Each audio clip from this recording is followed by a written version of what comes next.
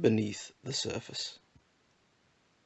The sun was still refusing to let the city slip from its grasp. Weeks had passed and it ceaselessly lurked above, squeezing the people below to their very limit. No cooling breezes were rolling in from the coast, no soothing downpours to nourish the land, just the heat and the sweat, the tiredness and a rising swell of anger. Lorcan's muscles were on fire. His heart beat a furious pace as he remained on the heels of his target.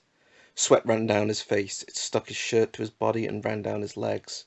He wanted to writhe free of it and feel a cool air pass over him, but the air was heavy. It weighed heavy in his lungs, and as it cooked in the midday rays, it reeked.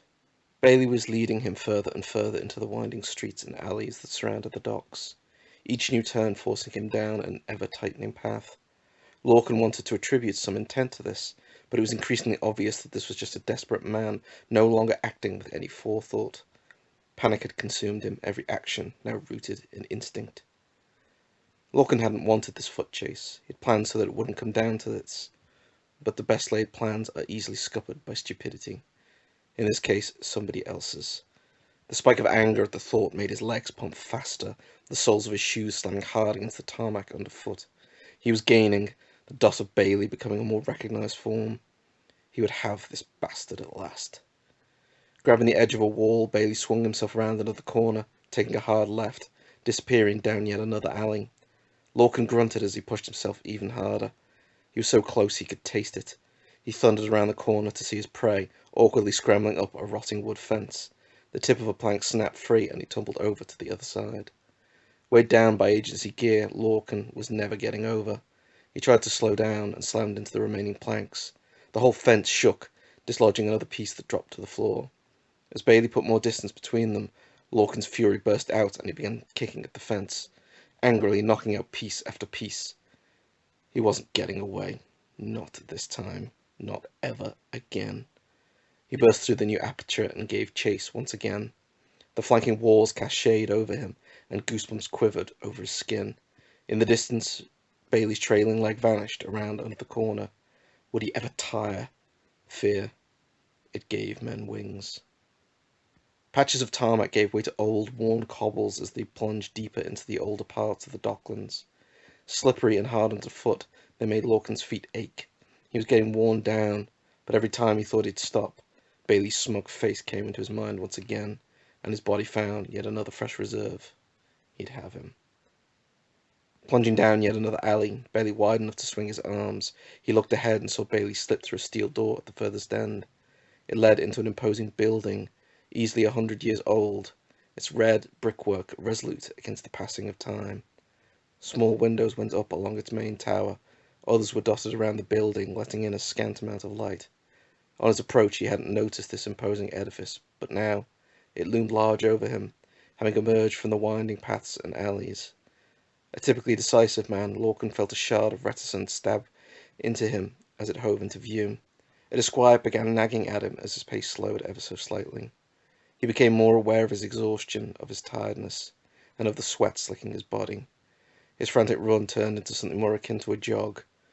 Where was that backup? Never one to shy away from striking out on his own, nerves scratched at his neck. He could wait outside, let the others follow his oracle data. They'd be here in a minute. He could be gone in another minute. Muttering a curse under his breath, he resumed his pursuit. The door, reinforced steel with a lock that had been overcome long ago, screeched loudly as Lorcan pushed it open. Light fought hard to penetrate the inky gloom, and motes of dust hovered languidly in the air. It was cool inside, almost inviting, but the smell of ammonia that clawed its way into his senses repulsed him. He took the torch from his belt and shone it into the darkness ahead. Refuse, some pieces of broken furniture, 2 or 3 mattresses, scattered needles across the floor. On the rear wall, the tag of the Blue Bloods. Once a dominant gang, they had sunk into nothingness a number of decades ago.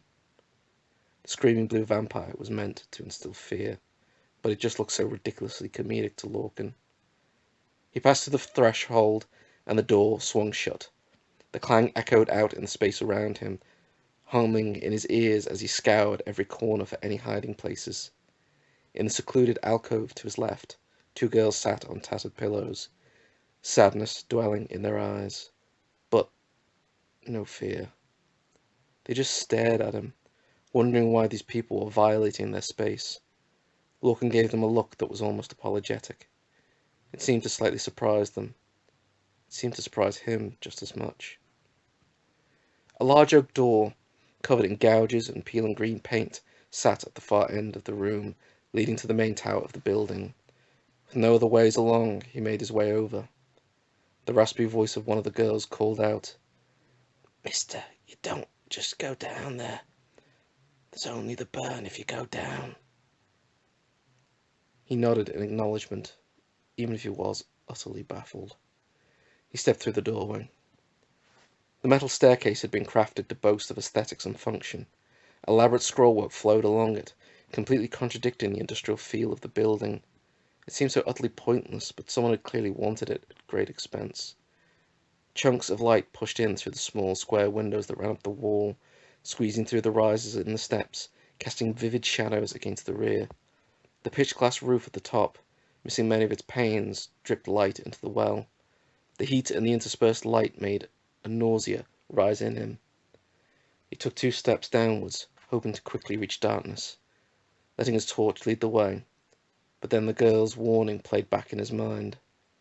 A ridiculous sentence that he should dismiss, but apprehension was whispering at his ear. Something about the entire building unsettled him. He began to make his way upwards. After only 1 flight, he found himself faced with a wrought iron gate, held in place by a rusted padlock. Bailey couldn't have come this way. He looked around, hoping there was some way he could climb or squeeze through, but nothing. Bailey had gone downwards. Had the girl warned him, too? Lorcan could feel his heart against his ribs as he began to step back down, heading to the bowels of the building, going where the girl knew he shouldn't. What was he meant to do? Just explain to everyone that he'd let one of the vilest creatures he'd ever known escape because of a few words from a girl and the quiver in his own gut? They'd laugh him out the building. In their position, he'd do the same. He slid his gun from its holster and kept moving. As he reached the very bottom, he was faced with yet another gate. It moved freely, its securing lock nowhere to be seen. The warm red brickwork around him gave way to cold white tiles, moisture droplets running along their length. The light of Lorcan's torch glistened along their glazed surface and momentarily dazzled him. Having his vision briefly stolen sent a surge of adrenaline through him, and his heart drummed in his ears. The whole world seemed uneven for a moment. The light of the stairwell shrunk away. His surroundings sank into a fresh darkness. Ahead, another door slammed. It felt as though the entire building shook, the sound echoing down the tiled corridor, gaining on Lorcan like an insidious beast. The heat of the outside had entirely sunk away, and then ice knitted itself through his bones. Bailey. He had to remember that he needed to stop Bailey. He was trained, he was experienced. What was it about this place that unnerved him so? He began to walk along the corridor, setting aside these daydreams of a lurking horror. He wiped the dampness from his forehead with the back of his arm. Then, another sound. Stone dragged heavily across stone. It growled for a moment at his ear. He pivoted around. The gate was still there. He could see it as clear as anything else in the world. But there was a small opening to the right of it. How could he have missed it? The gap was big enough for a single man if he stooped ever so slightly.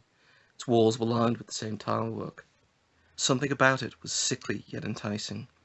He could handle the confinement, but as he slid along, the cool tiles pressed against his back. The sickly sensations only got worse. It was leading further down, deep below the building and further still, taking him beneath the streets all about him. The odour of stale water struck his lungs as he writhed further down the path, his torch meeting darkness for so long. The smell belched foulness into his mouth. A stagnant decay lingered along his tongue. He winced, but kept going. Ahead, voices. He was sure he heard voices. Was there another way inside here? Was Bailey meeting someone? Was this an escape route? Lorcan quickened his pace, the sound of the other man's voice raising the anger within him once again, quelling the anxiety that had been trying to break free. Sliding out at the other end, he found himself in a long tunnel with various offshoots. A small lantern glowed further along, near another entrance. He turned off his torch. There stood Bailey. In his hands, a boy of perhaps 11 or 12. He was writhing in the bastard's arms, trying to break free. His strains had awoken a small dog, a scrappy mess of wiry fur and dirt. A small underbite gave it a curious look. The creature was obviously the boy's, and had been upset by its owner's distress. It began frantically barking at Bailey, who was pressing a blade against the boy's throat. "Tell that mutt to shut his mouth before I shut it for him," he said, calmly, as though he were ordering dinner at a restaurant. The boy, through a downpour of tears, began to insist that Ralph be quiet. It paid no heed. His master was in danger. Bailey's head cocked to one side, and his expression barely changed. "Care to come over here?" he said, encouraging him to fight. Ralph ran in growling. Bailey's foot squarely connected with the dog's head. There was a yelp of pain. He flew through the air into the darkness, and then silence. The boy became hysterical. Placing his blade into the boy's flesh, Bailey coolly turned his face to look down at him. "You'd best be quiet, or I might have to make you so." He tried his best to suppress his sobs, to swallow them down. Tears rolled down his face. He felt agonized rawness in his throat, but he tried so damn hard, trying to push the yelp of his dog squarely out of his mind. Bailey began looking at one of the offshoots. "I know you're down there, Lorcan. Don't try anything, or I'll have to deal with the boy I've got here. Why were children living in this place?" He sighed to himself. What a stupid question. To the original corridor was obviously where Bailey spoke. The carrying passage had given him another way. It was an advantage that he couldn't afford to waste. Lorcan lined up the sights of his gun to bring Bailey's head into view. As much as he wanted him before a court, he'd readily settled for blowing his skull off of his shoulders. The boy, however, continued to squirm, and as he held in the cries as best he could, he was terrified. He couldn't help moving, but it was making the shot impossible. He could have been the best marksman in the world, and he'd still be risking the child's life. It was unacceptable. What was he meant to do? He holstered his gun. "Come on, Lorcan. No need to be shy. We could still have a nice conversation right now, you know." He sounded almost convivial. The whole moment sounded so unreal. Lorcan raised his hands in the air and stepped out from the gloom that he had been waiting inside. "Okay, let's chat." Bailey scrunched his face in momentary confusion, looking between the first passageway and Lorcan. It didn't tally, and his brain disliked that for a moment. But as quickly as irritation rose in him, he discarded the thought because it didn't serve him to dwell. "Mr. Lorcan, super of you to come along. Crikey, how long's it been, too? Maybe 3 years?" Whilst Bailey went on, Lorcan looked the poor boy in the eyes, trying to convey an assurance merely through his gaze. Somehow, it helped to slow the flow of tears and slow his erratic movements. 18 months, actually. "Really? Well, gosh. Sure seems longer than that, you know, but I've been so busy." "I know," replied Lorcan. Through gritted teeth he might grind into fine powder. Bailey seemed really happy with his opponent's annoyance. "Yeah, I guess you would, wouldn't you? I don't envy your job." Lorcan chewed the inside of his mouth. "Nor I yours." Oh man, this is why I like you more than the other agency guys. You're determined, stoic, but not without humour. I enjoy that. Although I do feel that we're kind of nearing the breakup in our relationship. For all his apparent calmness, Bailey's eyes remained wild. There was always a hint of something not being connected properly in that mind of his. Part of the man was clearly broken. "We are? Oh, so." Lorcan nodded towards the child. "Who gets custody, exactly?" Then Bailey stopped. He looked out into space for a minute, genuinely considering his answer. I guess whoever's standing, so probably me. But don't worry, I promise 100% that once you're dead, I'll let him go." The odor of bullshit could have blocked his nostrils. "Now, be a dear and slide over your gun." Lorcan wasn't going to disobey. As he watched a rivulet of blood trickle down the boy's neck, he knew he wasn't in a place to state terms. Gingerly, he removed the Mateba from its leather encasement. He placed it on the ground. Then again, he heard that grinding of stone. If Bailey heard it, then it clearly didn't interest him. For Lorcan, it made his heart skip a beat. "And kick it over." Bailey smiled and pressed the knife a little harder into the boy's throat. Blood began to run down the blade. Lorcan didn't just want to beat Bailey senseless. He realized, in that moment, that he wanted to kill him. He kicked over the gun and it skidded on the ground. Bailey stomped his foot down on it and held it firm in place. "A revolver? Oh shit. How old school," he said glibly. The expression on his face was that of a child presented with a new toy. He adjusted his position and got ready to pick up the gun from the floor. As he bent over, Lorcan charged. Bailey had truly not been expecting this. He was stuck between holding onto the boy and reaching for the matador. Both seemed just that bit too far away. As Lorcan's shoulder cleaved the space between him and the boy, he found himself falling backwards, a curse looking to emerge, but silenced as the pair slammed onto the ground. The boy was knocked sideways and struck the wall. Bailey and Lorcan began brutally swinging each other, fists ramming into their stomachs, Lorcan's head ramming into Bailey's nose, a satisfying snap filling the air. Bailey bit and scratched, completely disregarding any etiquette in their struggle. He fought to win, he fought to survive. He had always been that cockroach that could never be stamped out of existence. Lorcan's right fist slammed into Bailey's kidney. The pain made him dizzy. He fell to one knee and Lorcan quickly followed with another knee to the face. He flailed backwards, landing on the hard, damp floor. Lorcan came in to take another shot, but the prone Bailey lashed out.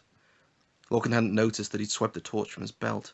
The metal connected with his face, and he saw stars. He stumbled backwards and fell to the ground. He struck the tiles so hard it felt as though he was sinking into them. He could hear a pounding in his ears, a thump, thump, thump that kept getting louder. He heard a humming, a deafening humming. It fought to pierce his ears. The lantern began to spark and burn brighter and brighter. The humming ascended to a howl. The hairs on his arms began to stand on end. The hands on his watch were spinning backwards. The outline of Bailey was moving ever closer. His head wanted to explode. And then the bricks of the walls peeled back like curtains. A burning white hot light emerged. The howling became a white noise. Lorcan screamed. He needed to hear his own voice. But there was nothing. The light was coming closer. Bailey turned as wisps of blazing fires reached out towards him, infiltrating his body through every orifice, setting his eyes ablaze like candles, worming into every atom inside his body. Flames began to drip from his mouth. He was being consumed. Lorcan was terrified, but fascinated. He could not look away at the sight of this burning star before him. Bailey's screams filled the air for no one to hear. A blanket of darkness wrapped around Lorcan, and then nothing. Waking in the tiled passageway, the boy sat beside him, clutching his lantern. Next to him, Ralph was huddled against his coat. Lorcan was still in a daze. For the first time he took note of the boy's clothing. A stripy shirt, jeans, and a slightly oversized varsity coat. Lorcan could barely speak. His mouth was sore and dry. "I'm glad your dog," the boy interrupted. "Please don't speak, mister. You'll hurt yourself. Don't worry. Your friends are coming." Lorcan nodded. "Gee, I'm so glad you brought some time for my friend. He doesn't normally like outsiders, but you tried to help, and I think that's swell." Who are?" Lorcan began to feel dizzy. "We're nobody," replied the boy. "Just the people who were forgot." He smiled, wiping the last remnant of dampness from his face. "Thank you, mister. Thank you." When Lorcan awoke once more, he lay in the alley, his back up beside him, and the building was gone.